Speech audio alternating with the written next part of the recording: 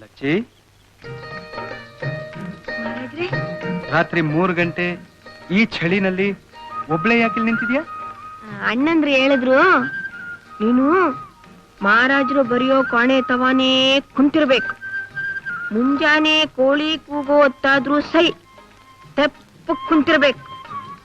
ಅವ್ರು ಬರೆದು ಮುಗಿಸಿದ ಮ್ಯಾಗೆ ಅವ್ರ ಕೈಯೆಲ್ಲ ಒತ್ತಿ ಕಾಲೆಲ್ಲ ಒತ್ತಿ ಅವ್ರ ಮಲ್ಗೋ ಕೋಣೆಗೆ ಹೋಗೋವರೆಗೂ ಇದ್ದು, ಮಹಾರಾಜ್ರೆ ನಾನು ಇರ್ಲ ಇಲ್ಲ ಹೋಗ್ಲಾ ಅಂತ ಕೇಳು.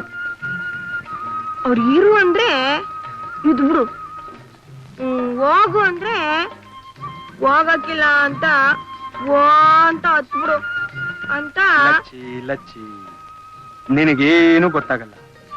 ಮೈ ಬೆಳೆದಿದೆಯೇ ಹೊರತು ಬುದ್ಧಿ ಏನು ಬೆಳೆಯಲಿಲ್ಲ. ನೋಡು, ನಾನು ಕೈ ಕಾಲು ಒತ್ತಿಸ್ಕೊಳ್ಳೋ ಮಹಾರಾಜ ಅಲ್ಲ. ಹೋಗ್ ಹೋಗ್. ಇನ್ಮೇಲೆ ಇಷ್ಟೊತ್ನಲ್ಲಿ ಒಬ್ಳೇ ಬಂದಿಲ್ಲಿ ನಿಂತಿರಬಾರ್ದು. ಹೋಗ್ ಹೋಗ್.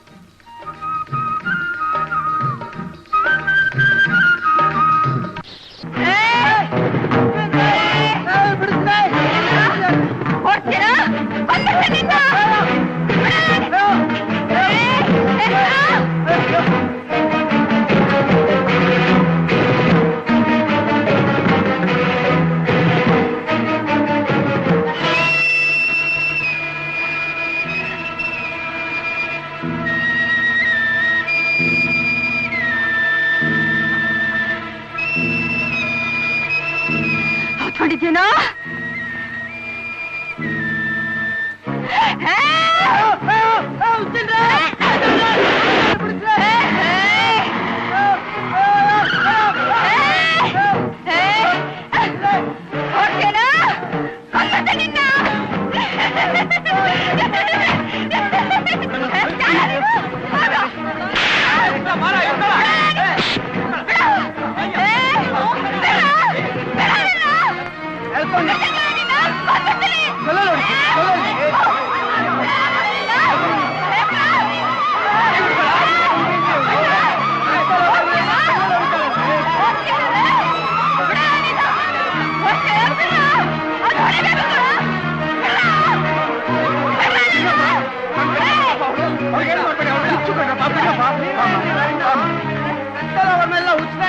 ಬಿಡ್ತೀರೇನ್ರಿ? ಮರ್ಯಾದೆಯಾಗಿ ರೂಮಲ್ಲಿ ಕೂಡ ಬೀಗ ಹಾಕಿ, ಇಲ್ಲ ಇದ್ರೆ ಪೊಲೀಸ್ ಸ್ಟೇಷನ್ಗೆ ಕಂಪ್ಲೇಂಟ್ ಕೊಡ್ಬೇಕಾಗ್ತದೆ. ನಡಿ ಅವಳಿಗೆ ಬಿಟ್ರೆ ಅಂದ್ರೆ ಹೊಡಿಬಿಡ್ವೆ, ಸಾಕು ಸುಮ್ಮನೆ. ಎಲ್ಲ ಆಗಿರೋದೆಲ್ಲ ನಿಮ್ಮಿಂದಾನೆ. ಹೊಡಿಬಿಡ್ವೆ. ಅಯ್ಯೋ ಪಾಪ ಮುಂದೆ ಕರೆದ್ರ ಮುಂದೆ ಎಲ್ಲರೂ ಬಾವಿಗೋ ಕಿರಿಗೋ ಸಾಯ್ಬಾರ್ದ. ನನ್ ಪ್ರಾಣ ತಿಂತೀಯಲ್ಲ, ನನ್ ಕರ್ಮ. ಊರ್ನವರೆಲ್ಲ ಉಗ್ದಿದ್ ಸಾಲ್ದೇನ್ರಿ? ನಿಮ್ಗಿನ್ನೂ ಬುದ್ಧಿ ಬರ್ಲಿಲ್ಲ? ಈ ರಾಜ್ಕುಮಾರಿ ಸೇವೆ ಮಾಡ್ಕೊಂಡ್ ಬದ್ಕೋದ್ ನನಗ್ ಬೇಕಾಗಿಲ್ಲ ರೀ. ಮೊದ್ಲೇ ಹುಚ್ಚನಾನ್ ಮನೆಯಿಂದ ಹೊರಗ್ ಸಾಕ್ಸಿ. ಇಲ್ಲ ಅಂದ್ರೆ ನಾನ್ ಹಗ್ಲತ್ ಮೇಲೆ ಬಾಯ್ ಮಾಡ್ಕೊಂಡ್ ಬಾವಿ ಬಿತ್ತೋಗ್ತೀನಿ. ಹಾ ನೋಡಿ, ನಿಮ್ ತಂಗಿ ಮೇಲೆ ನಿಮ್ಗೆ ಅಷ್ಟೊಂದ್ ವ್ಯಾಮೋಹ ಇದ್ರೆ ನೀವು ನಿಮ್ ತಂಗಿನೇ ಈ ಮನೇಲಿರಿ. ನಾನ್ ನಮ್ಮ ಅಪ್ಪನ ಮನೆಗೆ ಹೊರಟೋಗ್ತೀನಿ. ಈ ನರ್ಕದಲ್ಲಿ ನಾನಿರಲ್ಲ. ಸರ್ ಸರ್, ಏನ್ರಿ? ಯಾರಿ ನೀವು? ನಾನು ಡಾಕ್ಟರ್ ಆನಂದ್ ಅಂತ. ಇಲ್ಲೇ ತುಂಗಾ ಮೈನ್ಸ್ ಪಕ್ಕದಲ್ಲೇ ನಮ್ಮ ಎಸ್ಟೇಟ್ ಇರೋದು. ಯಾವ್ದೋ ಕೆಲ್ಸದ ಮೇಲೆ ಈ ಊರಿಗೆ ಬಂದಿದ್ದೆ. ಅದಕ್ಕೆ ನಾನೇನ್ ಮಾಡ್ಬೇಕಾಗಿದೆ? ಆ ಹುಡುಗಿ ನಿಮ್ಗೇನಾಗ್ಬೇಕು? ತಂಗಿ, ನನ್ ತಂಗಿ. ನೋಡಿ, ನಾನೊಬ್ಬ ಮನಃಶಾಸ್ತ್ರಜ್ಞ. ಈ ಮೆಂಟಲ್ ಪೇಷಂಟ್ಸ್ ಬಗ್ಗೆ ರಿಸರ್ಚ್ ಮಾಡ್ತಿದ್ದೀನಿ. ಸ್ವಾಮಿ, ಇದೇ ತರ ಹೇಳಿ ಎಷ್ಟೋ ಡಾಕ್ಟರ್ಗಳು ಸಾವಿರಾರು ರೂಪಾಯಿ ನುಂಗ್ ಹಾಕ್ಬಿಟ್ರು. ದುಡ್ಡು ಹೋಯ್ತೆ ಹೊತ್ತು ಹುಚ್ಚ ಹೋಗ್ಲಿಲ್ಲ ಸ್ವಾಮಿ. ಹೋಗ್ಬಿಟ್ಟು ಬನ್ನಿ. ರೀ, ನಾನು ನಿಮ್ ತಂಗಿ ಕಾಯಿಲೆ ವಾಸಿ ಮಾಡ್ತೀನಿ, ದುಡ್ಡು ಕೊಡಿ ಅಂತ ಕೇಳಕ್ ಬಂದಿಲ್ಲ. ನೋಡಿಪ್ಪ, ನಿಮ್ ತಂಗಿ ಕಾಯಿಲೆ ಬಗ್ಗೆ ಕೆಲವು ವಿಷಯಗಳನ್ನ ಮುಚ್ಚು ಮರೆಯಲ್ದೆ ನೀವು ನನಗೆ ಹೇಳಿ. ಆಮೇಲೆ ನಾನ್ ನನ್ನ ಕೈಲಾದ ಸಹಾಯ ಮಾಡ್ತೀನಿ. ಅದಕ್ಕೋಸ್ಕರ ಅಲ್ಲಿಂದ ನಿಮ್ ತಂಗಿ ಹಿಂದೆನೆ ನಿಮ್ ಮನೆ ಬಾಗಿಲಿಗೆ ಬಂದಲ್ರಿ. ನಿಮ್ ದುಡ್ಡುಗೋಸ್ಕರ ಬರ್ಲಿಲ್ರಿ. ಹೇಳ್ತೀರೇನ್ರಿ? ಹೇಳ್ತೀರಾ? ಹೊರಗ್ ಗಾಳಿ ಕೂತ್ ಮಾತಾಡೋಣ. ಕುರ್ಚಿ ತಗೊಂಡ್ ಬರ್ತೀನಿ. ಗುಡ್, ತೋಮನ್. ಬಿಡಲ್ಲ ಕಣೋ, ಪೀಸ್ ಮಾಡ್ತೀನಿ, ಪೀಸ್ ಮಾಡಕ್ ಬಿಡ್ತೀನಿ. Poor girl. ಇವ್ರೆ, ನಿಮ್ ತಂಗಿಗೆ ಇದು ಯಾವಾಗ ಶುರುವಾಯ್ತು? ಹ್ಯಾಕ್ ಶುರುವಾಯ್ತು? ಅದು ಒಂದು ದೊಡ್ಡ ಕತೆ ಡಾಕ್ಟ್ರೆ. ಪ್ರತಿಯೊಂದು ಹುಚ್ಚಿಂದೇನು ಒಂದು ಕತೆ ಇದ್ದೇ ಇರುತ್ತೆ. ಅದೇ ನನಗ್ ಬೇಕಾದ್ದು. ಹೇಳಿ ಹೇಳಿ. ನಮ್ಮ ತಂದೆ ತಾಯಿಗೆ ನಾನೊಬ್ಬನೇ ಮಗ. ನನಗೆ ಇಬ್ರು ತಂಗಿಯರು. ಚಿಕ್ಕನ್ನಲ್ಲೇ ನಮ್ಮ ತಂದೆ ತಾಯಿ ತೀರು ಹೋದ್ರಿಂದ ಅವರಿಬ್ರು ನಾನೇ ಸಾಕು ಬೆಳೆಸ್ದೆ. ಈಗ ನೀವು ನೋಡಿದ್ರಲ್ಲ, ಹುಚ್ಚಿಡ್ದಿದೆಯಲ್ಲ, ಅವಳೇ ಚಿಕ್ಕವಳು.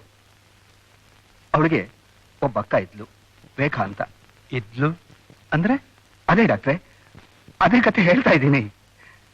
ಇಲ್ಲೇ ಪ್ರೈವೇಟ್ ಮೈನಿಂಗ್ ಕಂಪ್ನಿ ಒಂದರಲ್ಲಿ ರೇಖಾ ಸ್ಟೆನೋ ಕೆಲಸ ಮಾಡ್ತಾ ಇದ್ಲು. ಅದ್ರ ಹೆಡ್ ಆಫೀಸು ಡೆಲ್ಲಿನಲ್ಲಿದೆ.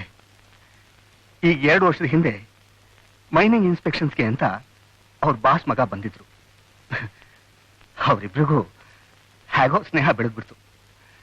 ಒಂದಿನ ರೇಖಾ ಮನೆಗೆ ಬಂದು, ಅಣ್ಣ, ನಮ್ಮ ಬಾಸ್ ಮಗನ ಮನೆ ಕರಿತೀನಿ, ಯಾವಾಗ ಕರೀಲಿ ಅಂದ್ರು. ಅಷ್ಟು ದೊಡ್ಡವ್ರ ಸಹವಾಸ ನಮ್ಗೆ ಯಾಕಮ್ಮ, ಭೂಮಿಗೂ ಆಕಾಶಕ್ಕೂ ಎಂಥ ಸ್ನೇಹ ಅಂದೆ. ಇಲ್ಲಣ್ಣ, ಅವ್ರು ಬಹಳ ಸಿಂಪಲ್ಲು, ನಿನಗೆ ಗೊತ್ತಿಲ್ಲ, ತುಂಬಾ ಒಳ್ಳೆಯವರು ಅಂದ್ರು. ನಾನು ಯಾವತ್ತು ನಮ್ಮ ತಂಗಿದಿರ ಮನಸ್ಸು ನೋಯಿಸಿದವನಲ್ಲ ಡಾಕ್ಟ್ರೆ. ಸರಿ ಅಮ್ಮ, ನಿನ್ನಿಷ್ಟ, ಕರ್ಕೊಂಡು ಬಾ ಅಂದೆ. ಒಂದಿನ ಕರ್ಕೊಂಡು ಬಂದ್ವಿ.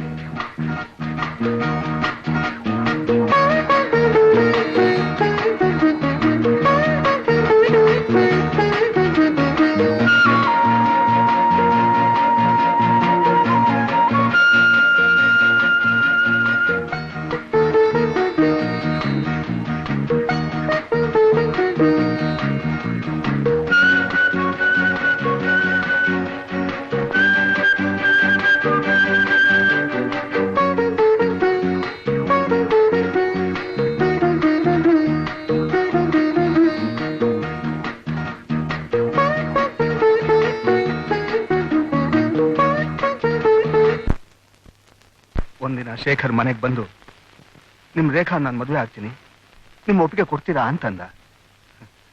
ಕೋಟ್ಯಾಂತರ ರೂಪಾಯಿ ಬೆಲೆ ಬಾಳೋ ಮೈನ್ಸ್ ಇರೋ ಸಾಹುಕಾರ ಅವರಲ್ಲಿ ಜುಜ್ಬಿ 500-600 ರೂಪಾಯಿ ಸಂಪಾದನೆ ಮಾಡೋ ನಾನಲ್ಲಿ ಬೇಡ ಅಪ್ಪ ಅಂದೆ.